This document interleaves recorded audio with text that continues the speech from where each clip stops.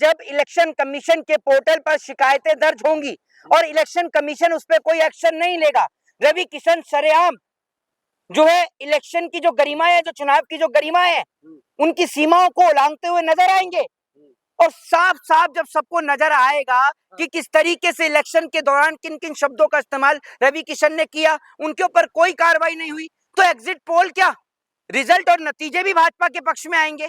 और बड़ी बात यह है कि हर किसी व्यक्ति को यह पता है कि अब चुनाव निष्पक्षता से नहीं होते, और खासकर भारत के अंदर चुनाव कहीं पर भी कोई प्रक्रिया जो है वो निष्पक्ष नहीं हो रही है, मेरा पर्सनल मानना है। उसके पीछे का नतीजा ये है कि जहां इनकी सरकार नहीं बनती वहां पर ये पैसे के दम पर जो है अपनी सरकार बनाते हैं, चाहे मध्य प्रदेश हो चाहे महाराष्ट्र हो। अभी 5 राज्यों का चुनाव है। हेमंत विश्वा शर्मा जो कल तक कांग्रेस में हुआ करता था वो बीजेपी में आया तो वो इनका मुख्यमंत्री बन गया, वो भ्रष्टाचारी, वो आरोपी, ठीक है। शुभेंदु अधिकारी जो कल तक टीएमसी में हुआ करता था आज वो बीजेपी में आ गया, वो बीजेपी का चेहरा बन गया। तो बीजेपी पे अपने लोग तो थे ही नहीं, बीजेपी ने तो दूसरी पार्टी के लोगों को तोड़कर अपनी पार्टी में मिलाया और उसके बाद अब बीजेपी ने चुनाव लड़ा। वो बीजेपी जो कभी बंगाल में हुआ ही नहीं करती थी, आज वो बंगाल में एग्जिट पोल के जरिए सरकार बनाने जा रही है। कैसे? क्या हिंदू मुसलमान के नाम पर लोग वोट देंगे, या मंदिर मस्जिदों के नाम पर बीजेपी को वोट मिलेगा, या धर्म की राजनीति करने की वजह से बीजेपी को वोट मिलेगा, या फिर बलात्कारी, आरोपी, भ्रष्टाचारी, करप्शन खोर, गंदे लोग जो भाजपा के अंदर हैं उनकी वजह से भाजपा को वोट मिलेगा? बताइए ना, ऐसा क्या काम बीजेपी ने किया है उत्तर प्रदेश में, मध्य प्रदेश में, राजस्थान में या दिल्ली में जिसको देखकर बंगाल के लोग वोट दें? बताइए। शासन लाना चाहते हैं बंगाल में, गुंडा राज है, अमित शाह प्रधानमंत्री मोदी कह रहे थे। नहीं तो अमित शाह से ये पूछ लो कि आप क्या थे पहले, आप क्या थे पहले? अगर आपको राजनीति में जगह नहीं मिलती तो मेरे को लगता नहीं कि आप भी सुधरते।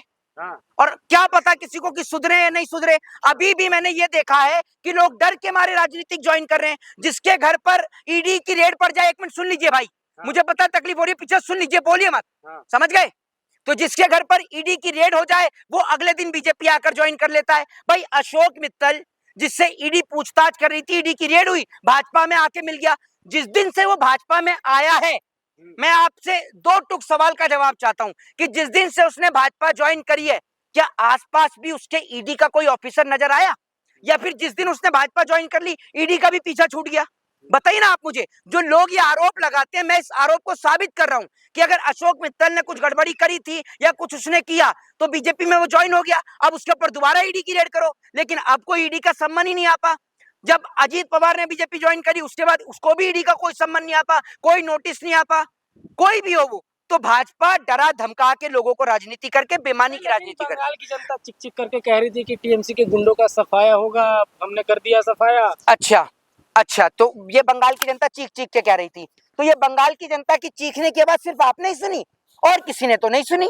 कहाँ चीख रही थी बंगाल की जनता, कौन सी जगह पर चीख रही थी, जरा बताइए। फिल्म उतारिए, देखिए आप तो। ओहो, नहीं, मेरी बात सुन लीजिए। पहली बात तो ये है, मेरे गले में कोई किसी का पट्टा नहीं है। आपके गले में जरूर मोदी जी का पट्टा टंग रहा है, और गले में भी हो सकता है, क्योंकि पट्टा जो है वो डॉग के गले में डलता है। अब मैं आपकी उससे कंपैरिजन नहीं कर रहा हूं, मैं आपको एक बात बोल रहा हूं। अब अगर आपने गले में पट्टा डाल रखा है भाजपा का तो सबको नजर आ रहा है आप किस श्रेणी में आते हैं। दूसरी बात ये, भारतीय जनता पार्टी की जो आप बात कर रहे हैं, एक बात मुझे ये बताइए, अभी बंगाल से आपने, गुजरात से आपने लोगों को देखा जाते हुए, क्या कह रहे थे पता है आपको? दोबारा नहीं आऊंगा। अभी दिल्ली में बीजेपी की सरकार है, देखा किस तरीके से एक बिहारी व्यक्ति को गोली मार दी गई?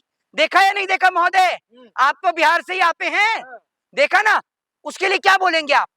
तो एक बात मुझे बताइए, जहां जहां बीजेपी की सरकार है वहां से लोग पलायन कर रहे हैं, छोड़कर जा रहे हैं, तो आपको लगता है कि बंगाल के अंदर, वो बंगाल जहां महिलाएं सुरक्षित हैं, वो बंगाल जहां पर हर किसी के पास रोजगार है, वो बंगाल जहां तिलक और टोपी एक साथ मिलजुल कर रहते हैं, वो बंगाल जो हिंदू मुस्लिम की एकता के लिए जाना जाता है, वो बंगाल जो अपने हावड़ा ब्रिज के लिए जाना जाता है, वो बंगाल जो देश के प्रेम के लिए जाना जाता है, और वो बंगाल जिसकी राजधानी कोलकाता भारत की कभी राजधानी हुआ करती थी, वहां के लोग इस घटिया स्तरी भाजपा को जिताएंगे? वो इतने पढ़े लिखे लोग, वो रविंद्रनाथ टैगोर की धरती, वो नेताजी सुभाष चंद्र बोस की धरती, जिनके पोते ने भाजपा का दामन छोड़कर टीएमसी का दामन थामा, वो बंगाल आपको लगता है कि इन जैसे चोर और डकैतों को बंगाल में घुसने की जगह देगा? अरे राहुल गांधी हेमंता बिश्व शर्मा को धमकी दे रहे थे कि जेल में भेज देंगे, बताइए जनता फिर से मुख्यमंत्री बनाने जा रही है। नहीं तो बिल्कुल बनेंगे भाई, मैं आपको ये कह रहा हूं, जब तक जब तक चुनाव निष्पक्षता से नहीं होंगे भारत के हर राज्य में बीजेपी जीतेगी।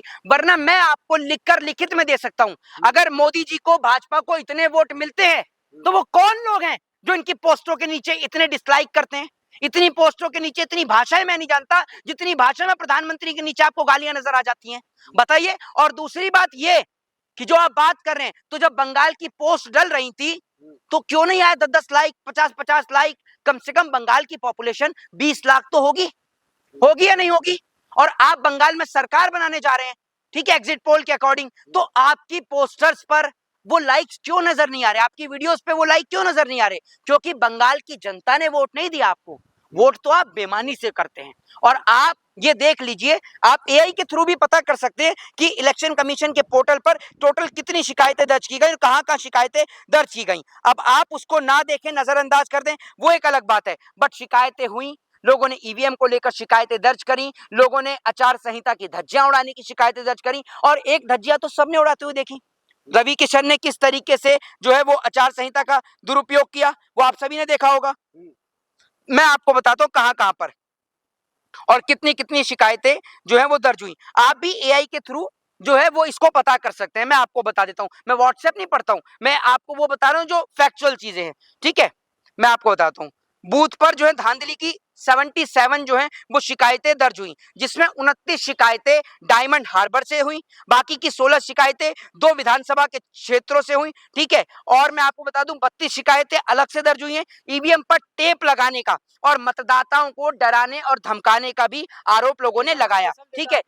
हाँ जी, सब स्पेशल डेटा है? नहीं, ये सुन लीजिए मेरी बात, ये स्पेशल डेटा नहीं है। एआई पे जब जाके पता करेंगे ना, जब बाथरूम में बैठे-बैठे वो भाजपा कार्यालय से आए हुए व्हाट्सएप ज्ञान को पढ़कर कुछ और चीजें पढ़ना शुरू करोगे तो आपको पता भी चलेगा। और आपको कहां से पता चलेगा? आपसे समझदार तो वो गाय का बछड़ा है जो गाय का मूत्र की जगह पे गाय का दूध पी रहा है। जब आप गाय का मूत्र और गाय का गोबर खाएंगे तो आपको कहां से पता चलेगा कि आप टेक्निकल जमाने में जी रहे हैं, जिसमें एआई जैसी चीजें जो आपको घर बैठे बता सकती हैं कि कहां पर क्या हो रहा है। अब वो वाला जमाना नहीं है कि लोगों को पागल बना देंगे। ये तमाम शिकायतें, और अगर ये शिकायतें झूठी हैं तो आप क्लेम करिए, क्यों नहीं करते? आपको पता है क्या होता है एआई? हेलो महोदय, नहीं जानते होंगे आप तो, खैर, क्योंकि आप तो पढ़े ही नहीं है, आप या फिर पढ़े भी होंगे तो मोदी जी के विद्यालय से।